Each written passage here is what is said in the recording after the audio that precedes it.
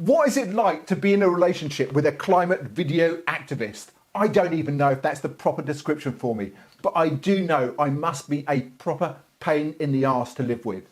And if you are finding this difficult to watch, which, trust me, judging by my fan mail, many, many people do, then can you imagine what it must be like to live with me?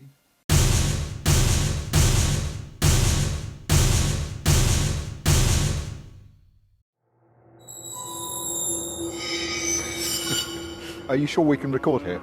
I'm not sure if we can. All right, let's get started. Hi, I'm Angus. You might recognise me from such videos as Are Electric Cars Enough to Stop Climate Breakdown? And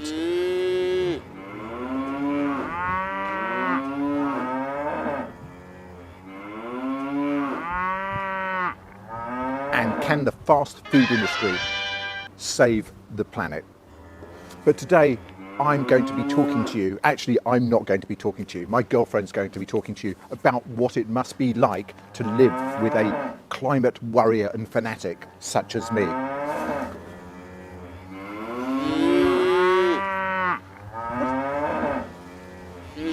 What's going on? Is this... Oh, for Christ's sake. I can't work under these conditions. I cannot work under these conditions. Okay, I think this is probably a good time to go over to the studio. Okay, I think this is probably a good time to go over to the studio. Actually, it's not even a studio. To go over to the piano with Angus. So let's go over there right now.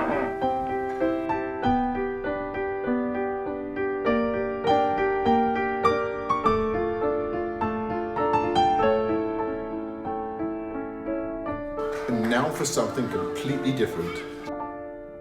Wow, thank you Angus, that was beautiful. I didn't even know you could play the piano, but that's enough about me. Today we're going to be talking to Kate, my long-suffering girlfriend, who is going to answer your questions on what it is like to find yourself in a long-term relationship with a wannabe vegan and climate arsehole. I should say here that up until about 3 years ago, probably like most people, I thought caring about the environment meant just having a diligent, or being a diligent recycler. So essentially, when I met Kate about 5 years ago, I was an ordinary man, a boyfriend or person. So what is it like for Kate to have found herself in a relationship with a born-again climate video activist? I should say here, before we start, that Kate has been my rock, my support and hardest critic, although probably the critic prize should go to my daughter. But honestly, I don't think I could have got this far in my channel without Kate. But enough with the platitudes. This is a gloves-off event, and I honestly have no idea what she is going to say. But I do have the power of the edit. Let's get started. So, the first question, which comes from Willoughby Balloons, who asks, Angus always seems angry. What is he like if you burn the toast or don't stack the dishwasher properly? Well, bearing in mind he won't throw the toast away if it does get burned. Not great. There's no waste in this household, that's for sure. Yeah, quietly seething, but only on odd occasions. Usually quite tolerant, unless the dishwasher has been misloaded. And one of my favourite sports is misloading the dishwasher just for fun. I'm glad we've had this little chat. Okay, fair enough. It's one of my favourite things. I know I called my channel Why Aren't People Angry About This? And I'm a bit angry about that. I think you channel your anger. You channel your anger, so that's fair enough. You don't get angry about usual domestic things. Good, that's the right answer. Unless it's who had the last of the cheese ball. Okay, we'll keep that one in. The next question is from Veronica Flatbread. Good name. Has he always been this passionate about saving the planet? No, well, no, not the time I've known him. Not at all. No, you were just like any other regular Joe when it came to probably not plastic bag use, but general consumption. The thing is, the more you research stuff, the more you integrate it into your lifestyle, and that spreads out to my household as well. So you learn stuff, you pick up stuff, you implement it, and that's been a slow and steady ascending curve into Wapatness, world of Wapat, where you started off pretty much regularly, but you weren't terrible with the environment. You just were like everybody else, really. Yeah, I think once I've learned this stuff, once you learn it, you can't unlearn unlearn it. Yes, and then when you know, you can't unknow it. Exactly, and that spreads out to your greater universe. So I now cannot buy. Well, hopefully nobody's buying a plastic bag anymore. But I feel very guilty about buying the odd plastic bottle. Am I allowed to mention that? I can't remember the last time I saw you buy a plastic bottle.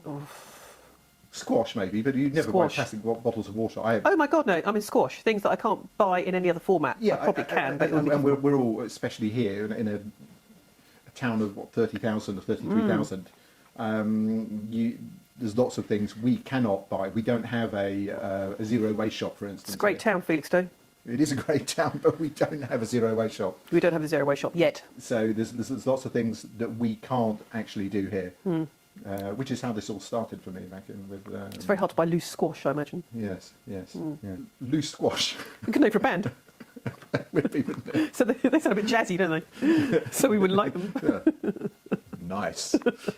Smooth. Right. No added sugar. But there's like zero waste shops do like refills. You can get refills of this, refills of that. Yes. So it's sort of it's not so bad. But we do have visiting zero waste shop, which is Cupboard Love. They will actually. Do we? They come to the town, but then you've got to know what you want. What, they pitch up on the village green in like a van, like Camboy Green or something? No, I've had deliveries from them. They come to your house. Yeah, that's not a visiting shop though, is it? That's deliveries. And what's their carbon footprint? Well, because they come to Felixstowe and do lots of deliveries in the same time, it does make sense. Right, so they'll batch deliveries to Felixstowe all the same. Well, that makes perfect sense. Yeah. Well, that's the closest thing we've got to a zero waste shop here. That's the title of the first album by Loose Squash. The closest thing we've got to a zero waste shop. Excellent. Okay, let's close that door. Why's that door open? Okay, so the next question is from Edwin Fish, who says, sorry, wrong thread. So, Edwin Fish, sorry, wrong thread. Sorry, wrong thread. Was that you? What? That question? No. Where'd that one come from then? How did that get on here? So, let's try. I should explain here that some of the questions I know and some of the questions Kate knows, but they're just being Not thrown all of the on questions here. everybody knows. Not everybody knows all of the questions. Not everybody knows all the It's a questions. Donald Rumsfeld moment coming on. Well, somebody must have put that question in. Anyway, sorry, wrong thread from Edwin Fish. So let's get this one from Simon Foskett. Does Angus practice what he preaches? Like, do you ever find him buying bottled water, McDonald's cheeseburgers, or secretly looking at AstroTurf catalogues? He absolutely practices what he preaches, originally to my utter annoyance. I remember when you did Plastic Free July, I was always expected to give up crisps. And I remember wandering around the aisles of the co-op thinking, can I actually justify this relationship for giving up crisps? Yeah, we were a bit newer into our relationship then as well, weren't we? We were, and Yeah, honestly, I could have cut you loose in favour of feeding each other lentil out, fries, as it were. in the aisles of the co-op. Good for food. So, yes, he absolutely practices what he preaches, with the exception of his 2-litre convertible 20-year-old sports car sat in the driveway. Thing of beauty. It is a thing of beauty. Thing of beauty. To anybody who's seen my channel before, I've always been honest about this. I bought this car and I believe it's better in my hands than anybody else's because I simply don't drive it. When I did, I only did about 1,000 miles a year. Now I have to charge it up every time I want to use it, I think the last time I drove it was 8 months ago. So it's better that I own it, that it sits in my driveway, than it goes to some sort of petrol head who's going to drive it all over the place. So, which is okay in your reasoning, which, as we know, can be an intricate labyrinth of reason. But to the passerby, there's no sign out here saying here lives a video activist. If there was, it'd be like, anyone who knew where George Monbiot lived, for example, seeing a Land Rover outside or Range Rover outside, they'd think, what a twat. Yeah, like I could even sit in the same room as George Monbiot. But yeah, I hear you. But I do have the signs in the garden. I think you could probably pull up and lay by outside his house and peer. But I do have the signs in the garden about the bees. You do, yeah. But no one said, look at his bee signs, but look at that car, what a twat. They may well do that, but I don't hear them. Yeah. Next question. Oh, yeah. Fanwy Gable. And we have you changed your own lifestyle or habits because of Angus? Yes. Have you? What have you changed? Well, I don't know if they'd have changed without you, but I've become more progressively environmentally aware because you fed me information. I guess I would have picked it up of my own accord, just through exposure to, media and conversation, but I think you've probably expedited my environmental awareness. Okay. And that's across the board with everything. I rarely drive my car. I drive my car far less. I did used to drive my car into town. To pick up the shopping? Yes. Yeah, right. And now I struggle with it on a backpack on my bicycle. That's right, viewers. Oh, that's good. I like that. Yes, I cycle nearly everywhere. I feel guilty if I use the car. And that's a positive guilt. That's that's how it should be. Is that it? I don't want to use the car. Is it all I've done? Oh, well, no, everything. Milk.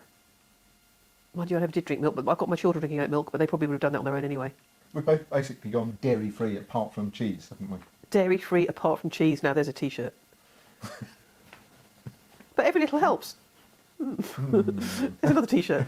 Every little helps. I would never. Well, if everybody gave up dairy milk, it'd be a good thing, wouldn't it? It really would be a good thing. Unless you're a dairy farmer.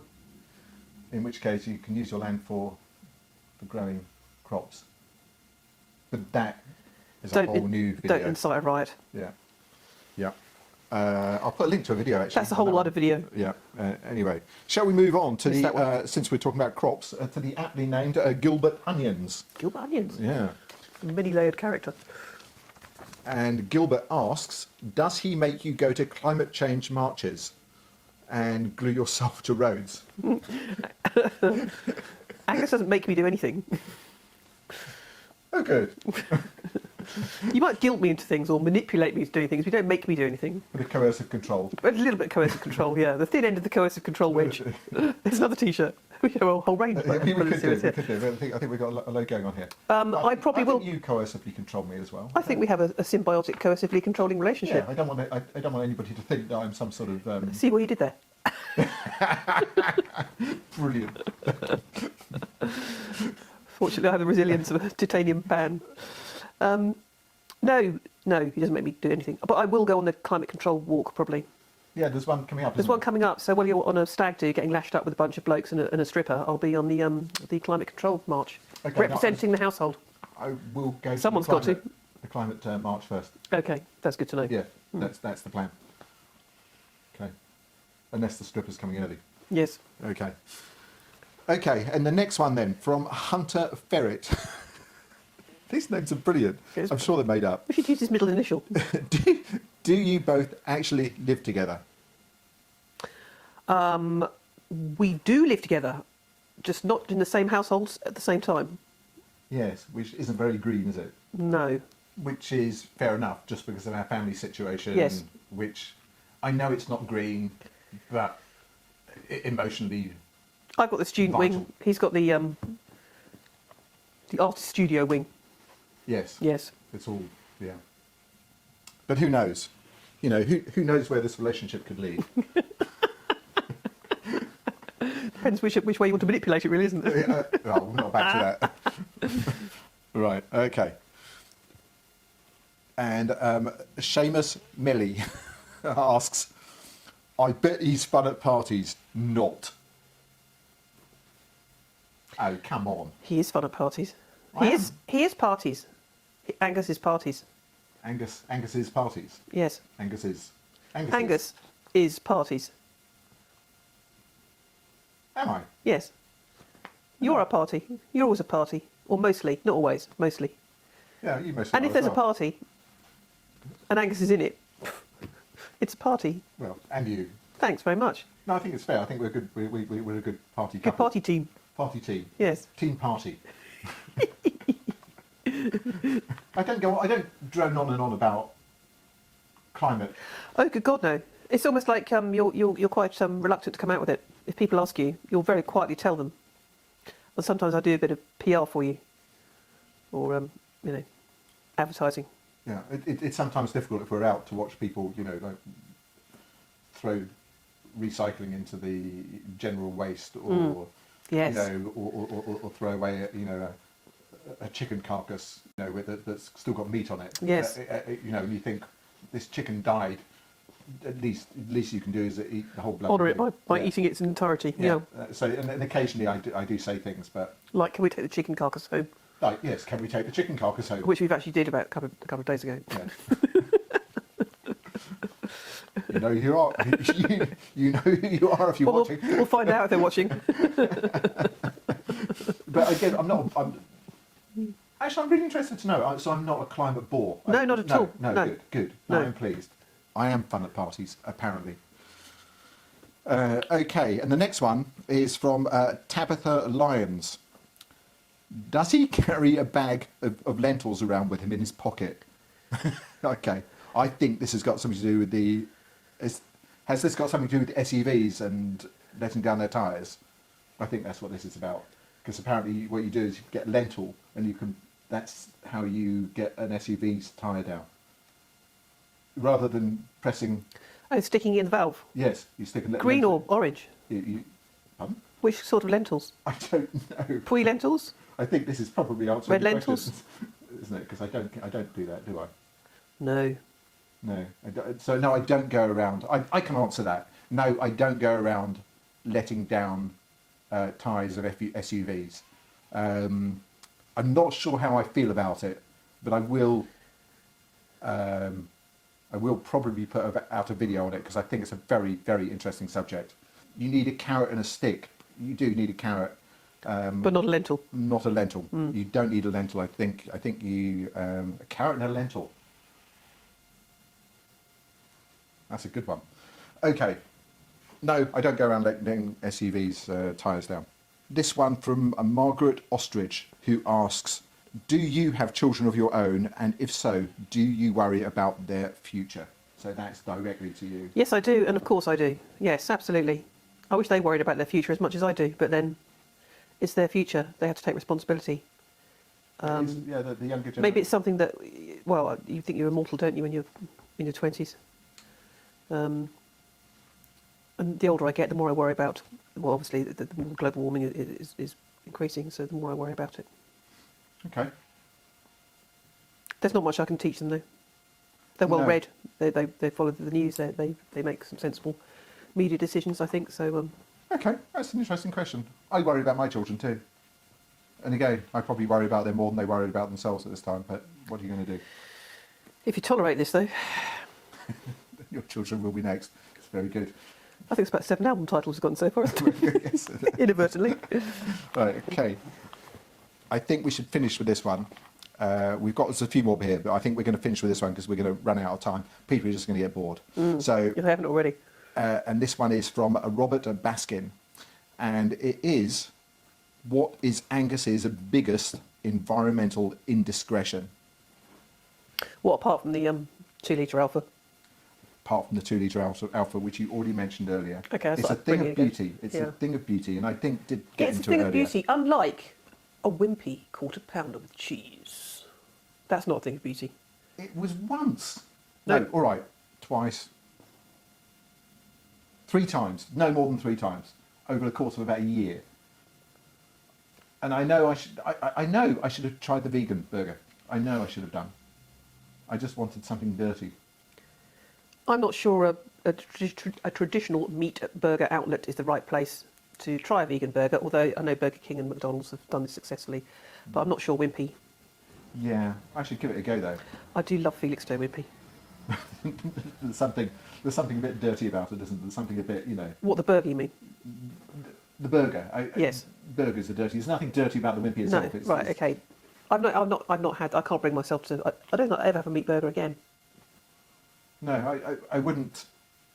You know, if we ever had burgers here, will always have. Yes. Yeah. But that's your weakness, your environmental weakness. The Wimpy quarter pounder with cheese. Is that what it's called? Or has it got a stupid name like the? I don't know what it is actually. I don't think it's a quarter pounder. I think it's just a burger. Okay. Yeah, I don't really do the quarter because that implies these huge sort of. I think it's just a Wimpy burger with cheese. Quarter pounder seems a bit too much. What's that little fella called, the Wimpy? Does he have a name, the beef eater? See what I did there? That's what's a beef eater. Has he got a name though, the Wimpy guy, the Wimpy fella? I don't know. That used to be their little kind of mascot, didn't it? It was a beef eater, Right. wasn't it? It was a man with a big hat on, and all you could see was his nose, or was his cartoon. Are you sure you're not talking about the previous owner?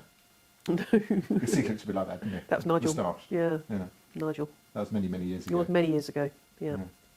Thank you. Thank you for bringing that up. I think in the scheme of things, I think we're running out of time, to be Okay. honest. So I'm going to stop you right there. And I Quality think it's control. time to get back to, before you say anything else, back to Angus in the studio. And thank you, Kate. Thank you very much. you're welcome. Thank you for putting up with me. What do you want me to say? The pleasure was all mine. Yeah, if you like. Something like that. A joy, as always. Okay, thank you. Thank you, Kate, sincerely, and thank you for watching. I'll be back in the next week or two with my regular programming. But if you did enjoy this video and would like to see more, why not subscribe to my channel? And if you hit the little notification button as well, I can irritate you every week or every time I put out a new video with a bing! That way you won't need to miss a thing. And please let me have your comments or feedback. I read all of your messages, even the unhinged, batshit crazy ones. And if you have enjoyed this video, please show me some love by getting out your Cupid's arrow and shooting the like button. You can also share this video on any of the social media platforms. Doing all or any of these things really does help me get my message out to a wider audience. And if you would like to see more of my work, you may actually like either one of these fine pieces of visual art.